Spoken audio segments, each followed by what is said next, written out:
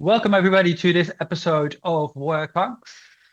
Today's episode is, of course, about answering your work-related questions, and for that we have lined up our Agony Uncles, Ben Simpson of VitalOrg, Colin Newlyn of Decrapify Work, and myself, Paul Jansen of TrustWorks. Today's question is Ben's. Go on, Ben. The question is, how do I address mistakes made on the job without it having a huge negative effect on happiness? As a manager, how do I assess if I'm providing too much autonomy?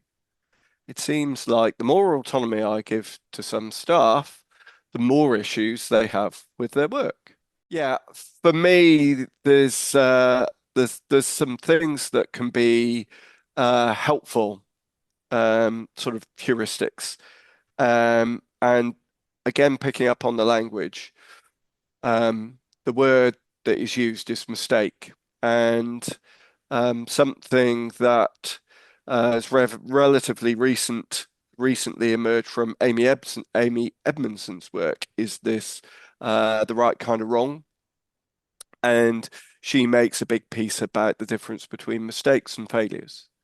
And so just very, very briefly, listeners or viewers can go and find out more about this. We'll put it in the show notes. But in very, very simple terms, a mistake is something where the work is predictable. There's broadly some sort of codified or otherwise, there's a process to follow, and people kind of drop the ball.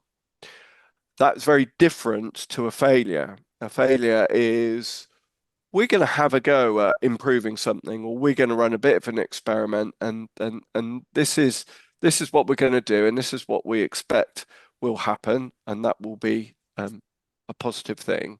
But we're going to try it and see.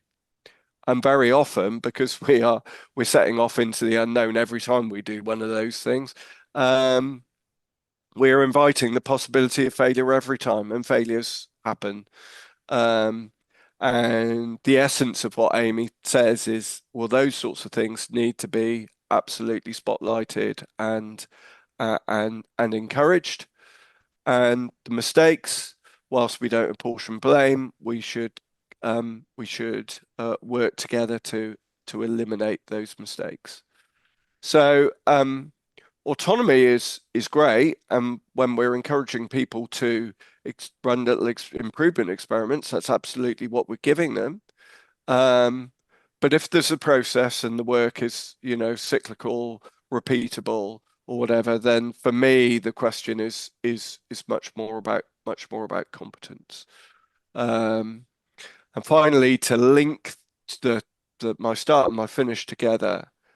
If the atmosphere within the organization is fear-based, guess what? People will make more mistakes rather than less. If the consequences of dropping the ball are bigger, they will drop more balls. And so we need, as their manager, to adopt really great feedback and coaching and get people, even if they have, recently dropped a ball or two, made a mistake, the only way we learn and improve is when we are in a position of, reasonably good or high self-esteem. So we need to get them into that good place and get them thinking positively about how they might be able to operate differently and better. That's my headline. I think there's a lot that you can unpick by analyzing this a little bit more. The reason why I'm saying it is you're linking it to autonomy, but I'm just wondering whether that's the only route to be explored. I think there's more potentially to that. First and foremost, there's lots of things that have got nothing to do with autonomy that might have an impact on whether someone can be effective in their work and in that role. Do they have the right skill set? Do they have the right capability in terms of the time and the resources that they need to do the job properly? Do they have the right support from you, from the organization, from their colleagues? Is it clear what's really required? Is it a very strict pathway or a strict sequence of things that they need to do, or actually is it quite nebulous and complex? So therefore, could there be a misinterpretation, or at least a difference of interpretation in terms of what's required in the job.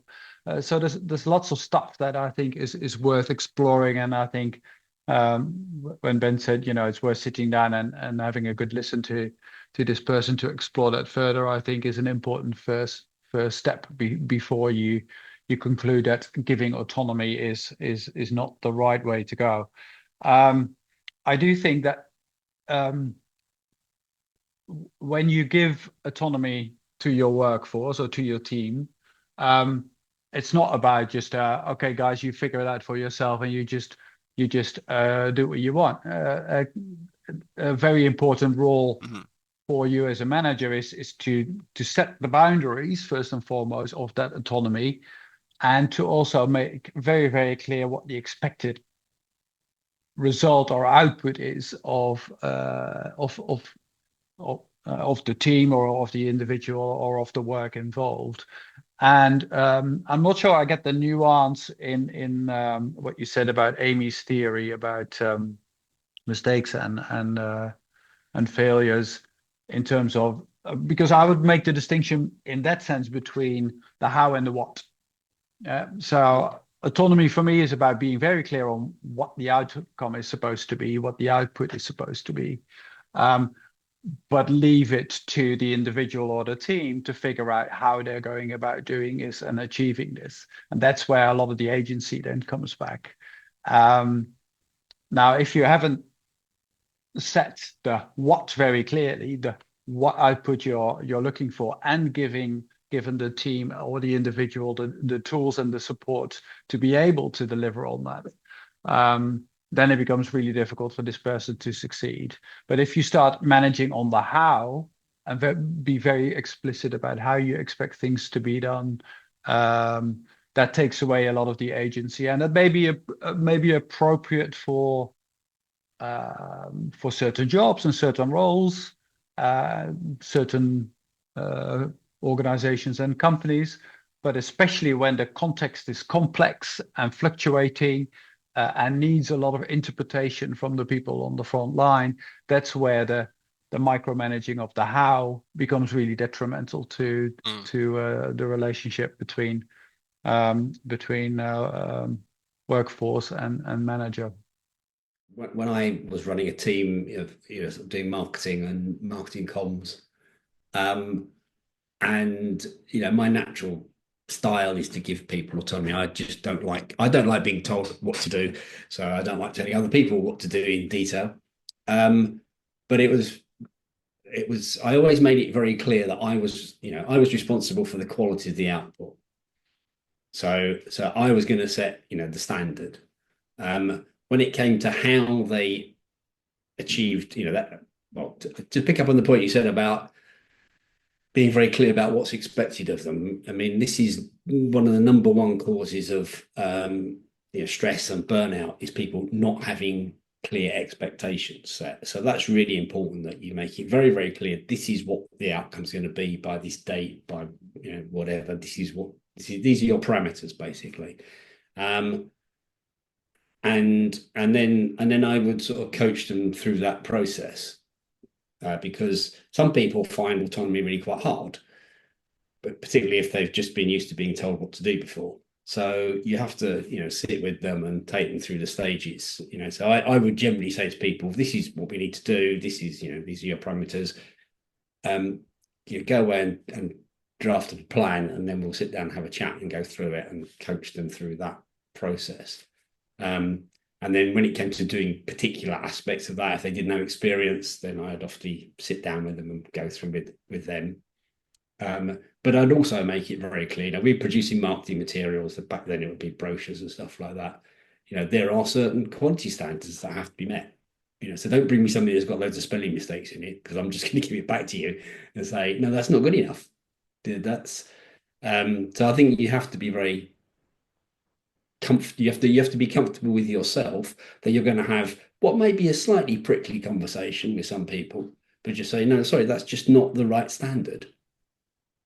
And be very clear what the standard is, and if necessary, just give them other bits. Show them other people's work and say that's what we need to be doing as a group. That's the team standard that we need to be hitting. So And the team can have a role in that as well, right? Yeah. You're talking about the team standard. If you as a manager feel somewhat conflicted in how do I want to make sure that I want to have some sort of quality assurance, but I don't want to be breathing down people's necks all the time. Well, there's lots of ways of getting the team to adopt that quality control mechanism almost, and be the peers who review each other, right? Yeah, I mean that you say that. I mean, so one of the things would be proofreading stuff to make sure it was correct, Mm. and you get them to team up on that, Mm. and surprisingly, people in marketing communications don't always know how to proofread, so you have to tell them what they need to be doing. But there are some simple techniques like reading things backwards and reading it out to somebody else and stuff like that. But they can buddy up to do that, and that's more fun because they get to sit down, have a cup of tea or coffee, and chat and do it as well. So yeah, definitely, that helps. And once they've that peer pressure of, well, I've got to make it something that everybody else would be proud of, is really effective in getting people to up their game. If we can create the environment where feedback is happening up, down, and across the organization, the department, the team, then that's a good thing. And just to be, for it to just be natural for people to ask, how do you think I might do this better next time, or as a boss to say, how do you think you might do this better next time? What's my part in this? What could I have done better that would have made this go just a little bit better next time? So where there is fear, people will bury stuff. And where there is a more generative and positive and abundance kind of mentality, people will be much more comfortable soliciting, giving, receiving feedback, and those coaching conversations will feature, will be much more prevalent in the team. How can we all work and support each other to help us, raise the collective bar, I think, and Colin's example is a really lovely practical example of that. Yeah, I just noticed it said, as a manager, how do I assess if I'm providing too much autonomy? And I think there are, one is, well, I suppose the answer is have a conversation with the person you're giving the autonomy to.